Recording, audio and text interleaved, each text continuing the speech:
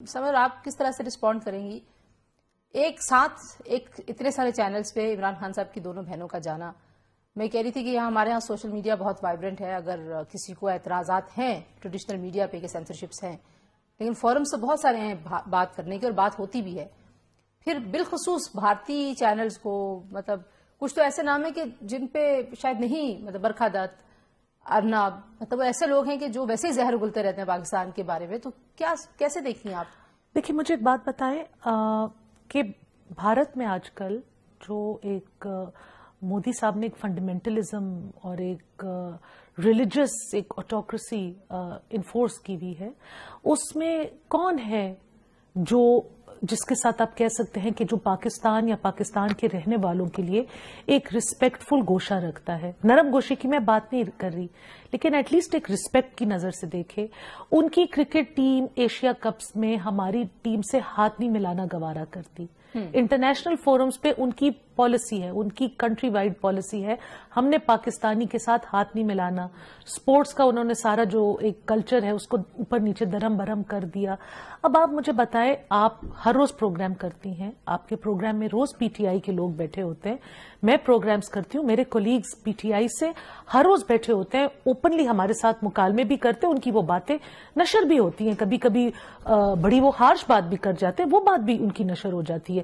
میں نے تو ایسی کوئی سینسرشپ نہیں دیکھی اور ایسی کوئی مجبوری نہیں دیکھی، لیکن مجھے لگتا ہے کہ یہ فرسٹریشن ہے، کیونکہ جو دھرنا یا جو سٹ ان اڈیالہ جیل کے باہر ہوا، سازش ہوئی ان کے ساتھ، ان کی بہنوں کے ساتھ. آپ کو بھی لگتا ہے کچھ بہت سارے لوگ یہ کہہ رہے ہیں کہ یہ کسی نے ان کو ٹریپ نہیں، میں ایم سوری، میں یہ بات نہیں مانتی کہ بس خان صاحب کی فیملی کے ساتھ جب کچھ ہو تو وہ سازش ہو. وہ اچھی پکی تکڑی عمر کے پہلے مرد حضرات تھے، پھر خواتین تھیں، ان کو سمجھ نہیں آتی، بچے کو سمجھ آتی ہے پاکستان کے کہ کیا موڈ ہے، کیا فضا ہے، وہاں پہ کیسی باتیں ہو رہی ہیں، وہ میڈیا کیسی باتیں پھیلا رہا ہے. کراچی کے کبھی وہ کہتے ہیں پورٹ اڑ گیا، کبھی وہ کہتے ہیں لاہور میں دہشت گرد حملہ ہو گیا. ہر وقت وہ ایک زہر آمیز باتیں ہمارے ملک کے خلاف کر رہے ہیں. آپ کو پاکستانی یہ 80-90 چینلز آپ کے لیے بہت نہیں تھے؟ لیکن میں جو فرسٹریشن کا ورڈ یوز کری، کیونکہ جو یہ دھرنا تھا اڈیالہ جیل کے باہر، تو اس میں لوگ کتنے تھے؟ یس، ان کے ساتھ چیف منسٹر سہیل افریدی صاحب بیٹھے ہوئے تھے، ان کے ساتھ ایک ایم این اے یا 2 ایم این ایز بیٹھے ہوئے تھے، لیکن آپ کو ڈسٹرکٹ راولپنڈی کی پارٹی کا کوئی نظر آیا ہے؟ آپ کو راولپنڈی کے وہاں پہ M N As ticket holders نظر آئے ہیں؟ آپ کو اسلام آباد کے نظر آئے؟ مجھے تو نہیں نظر آئے.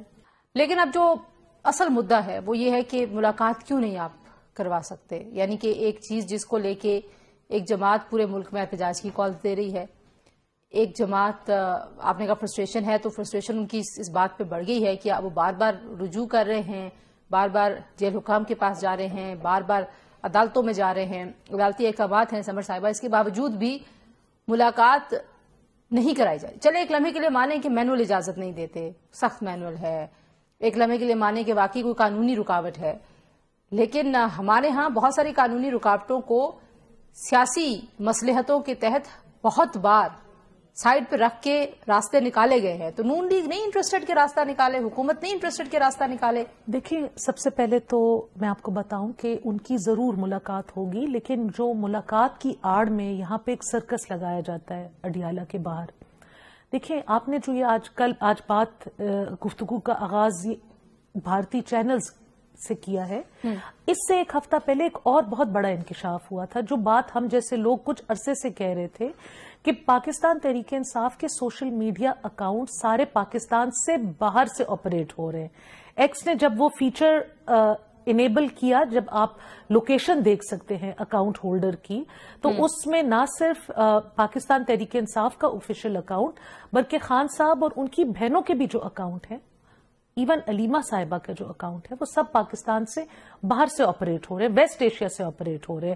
پاکستان تحریک انصاف کا official account United States of America سے آپریٹ ہو رہا ہے. دیکھیے، جیل کے ایس او پیز میں، کسی دنیا کے جیل کے ایس او پیز میں یہ نہیں ہے کہ لوگ 60 منٹس یا 50 منٹ یا 40 منٹ کے لیے جائیں، کسی قیدی سے مل کر آئیں اور اس کے بعد 1.5 گھنٹے کی پریس کانفرنسز کریں، پھر باہر ملک سے، بیرون ملک سے اشتعال انگیز ٹویٹس ہوں اور پھر لوگوں کو بغاوت کی طرف اکسایا جائے. جس اکاؤنٹ سے پھر خان صاحب کی جیل کی وزٹس کی بیان ہوتا ہے, اس اکاؤنٹس کی آپ نے ریسنٹ ٹویٹس دیکھی ہیں؟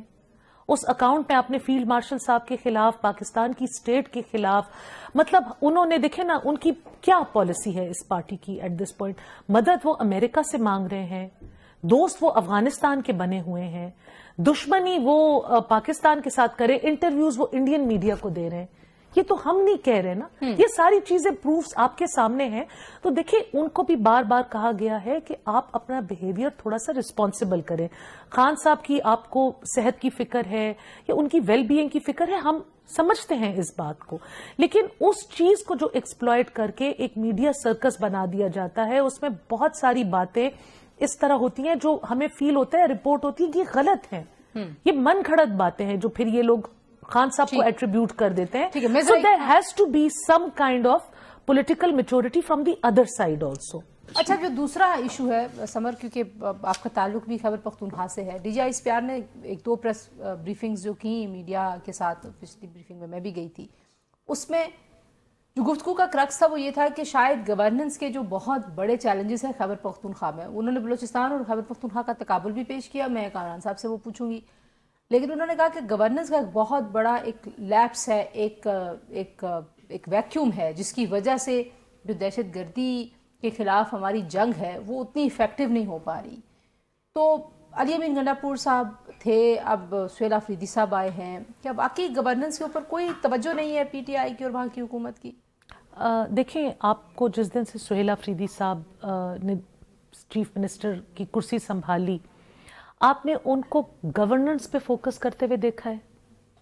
آپ نے ان کو خیبر پختونخوا کی بگڑتی ہوئی امن و امان کی صورتحال پہ کوئی سٹیپس لیتے ہوئے دیکھا ہے؟ انہوں نے ایک وہ کر لیا امن جرگہ, ایک دن کیا, اس میں بھی بہت بدمزگیاں بنی, آج تک 2 لوگ اس میں لاپتہ ہیں. وہ انوائٹڈ کیوں تھے, پھر ان کو تقریر کیوں نہیں کرنے دی, پھر وہ لاپتہ ہو گئے, پھر وہ کیوں لاپتہ ہو گئے, ابھی تک ان کا کوئی سراغ نہیں لگا. تو دیکھیں, جب چیف منسٹر کی عدم دلچسپی ہو, وہ روز اڈیالہ کے باہر, کبھی وہ کے پی ہاؤس کے چکر کاٹ رہے ہیں, کبھی وہ عمران خان کی بہنوں کے ساتھ دعوتیں کر رہے ہیں.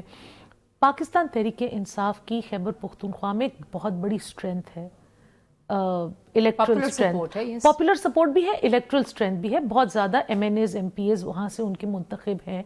یہ تحریک چلانے کے لیے کسی اور کو نامینیٹ کریں, صوبہ چلانے کے لیے چیف منسٹر کو چھوڑ دیں. کیبنٹ اور چیف منسٹر صوبہ چلائے, صوبہ کون چلائے گا؟ ہر روز ایف سی کے اہلکار, پولیس کے اہلکار نشانے پہ ہیں, کبھی وہ کڈنیپ ہو رہے ہیں, کبھی وہ ٹارچر ہو رہے ہیں, کبھی ان کو شہید کیا جا رہا ہے, بم دھماکے ہو رہے ہیں. ان کے اپنے لوگ وہ دے رہے ہیں, ان کے ایم پی ایس بیٹھ کے ویڈیو بیان دے رہے ہیں کہ ہمارے گھر پہ ڈرون حملے ہوئے ہیں, وہاں پہ ڈی سی کہتا ہے بم حملہ ہوا ہے. there's so much chaos. ہمیں یہ بھی نہیں پتا کہ یہ ڈرون حملہ تھا کہ یہ بم حملہ تھا.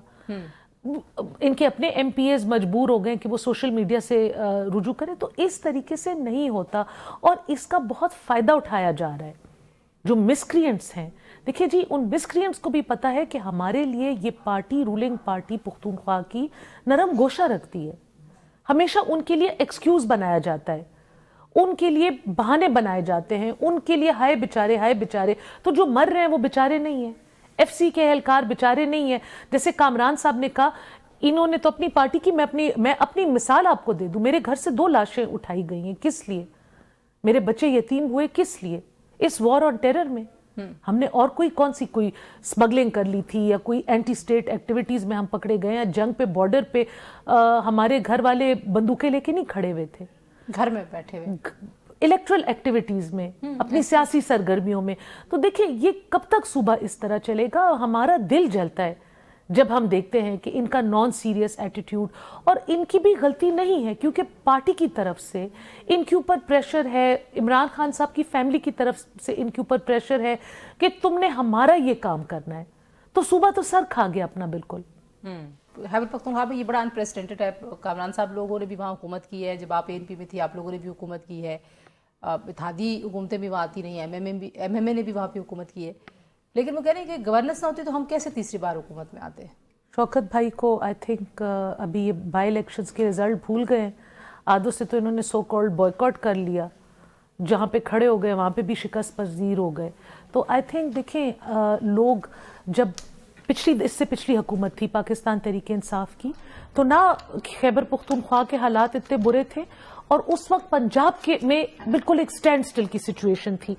اب کیونکہ میں خود ایک حلقے میں پھرتی ہوں, میں خود عوام میں جاتی ہوں, ہماری عوام پہلی دفعہ کہہ رہی ہے کہ پنجاب میں دیکھیں ہر روز ایک نیا پروجیکٹ لانچ ہو رہا ہے, وہاں پہ یوتھ کی اپرچونٹیز, بچوں کی اپرچونٹیز, کسانوں کی, اسٹوڈنٹس کی. وہ کہتے ہیں ہمیں بھی یہ سب کچھ چاہیے, ہمیں بھی یہ فیسلٹیز چاہیے, ہمیں بھی اس طریقے کی ڈیولپمنٹ چاہیے.